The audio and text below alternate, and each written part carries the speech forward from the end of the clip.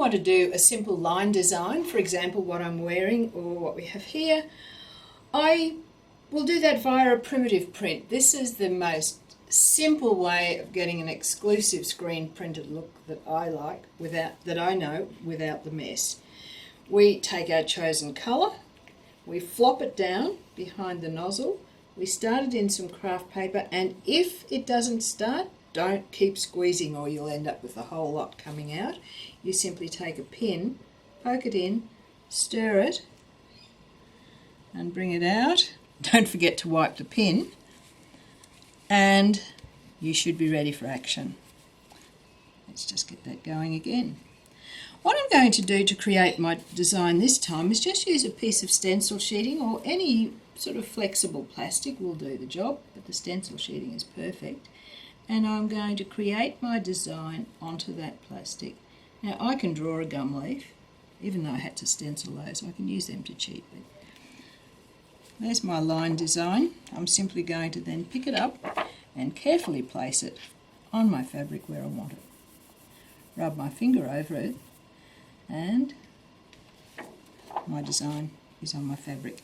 I would not be able to get a second print off that because the paint is too dry that remains on the stencil sheet. So we'll clean that off and we're ready to do some more. You'll notice that the design lines are going to be in reverse. You just take that into account when you're building up your design.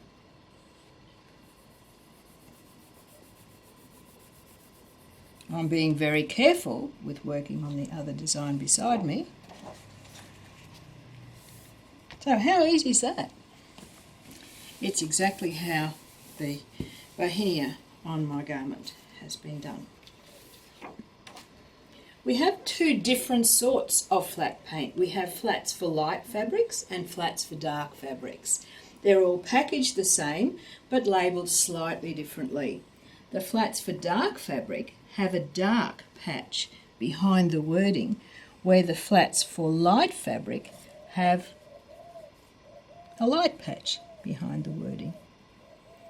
So it's easy to tell which is which. When I'm working on a dark coloured fabric, I therefore need to use the same techniques, but flats for dark. They're a higher pigment paint, slightly stiffer in the fabric, but no stiffer than any of the commercial prints out there, whereas the flats for light have that same softness that we saw earlier. For our next trick, we're going to try a squish and print. I'll just do it in Genesis Purple, which is aubergine, really. Make sure that you check that it's going okay. Now when you're applying the lines for the primitive print, the line you apply to your stencil sheeting or to your whatever plastic you're using needs to be no thicker than about the thickness of string. For my squish and print, I can actually make it a little bit thicker, and I can be a little bit more random about this. I'm trying for a gum blossom here.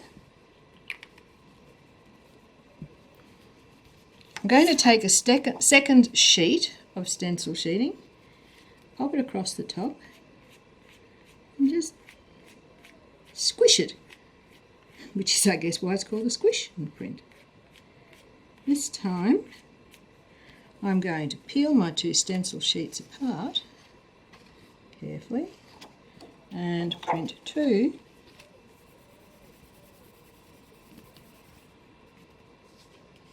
for the price of one.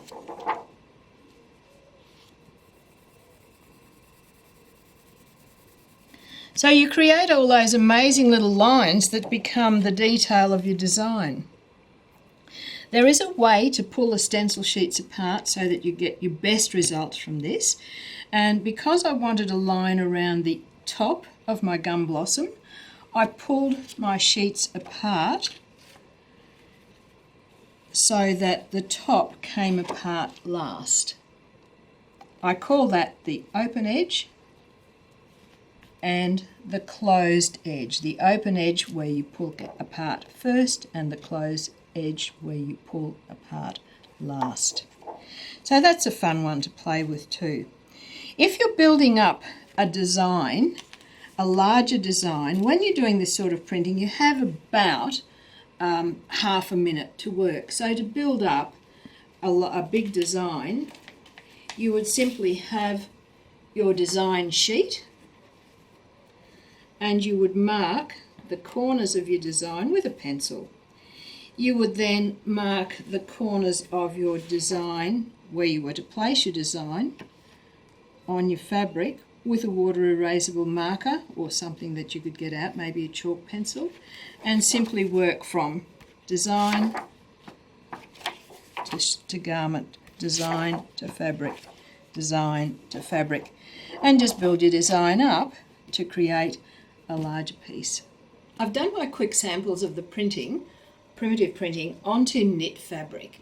It's a technique that you can get horribly wrong if your lines are too thick. So make sure you are working on a fabric that is quite absorbent. Practice on knit before you move on to woven fabric. Get the feeling of holding your mouth right, holding the paint right, getting the right amount of paint onto the sheeting before you print it.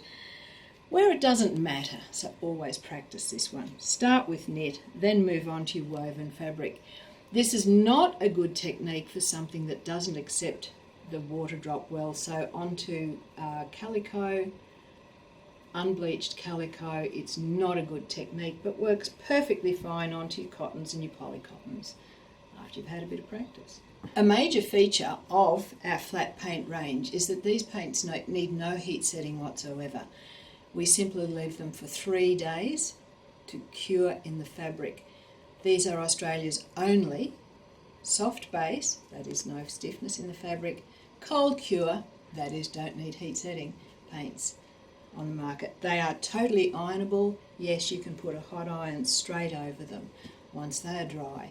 So paint it today, wear it as soon as it's dry, and those prints that I've just been doing are perfectly dry already, and just don't wash them for 3 days.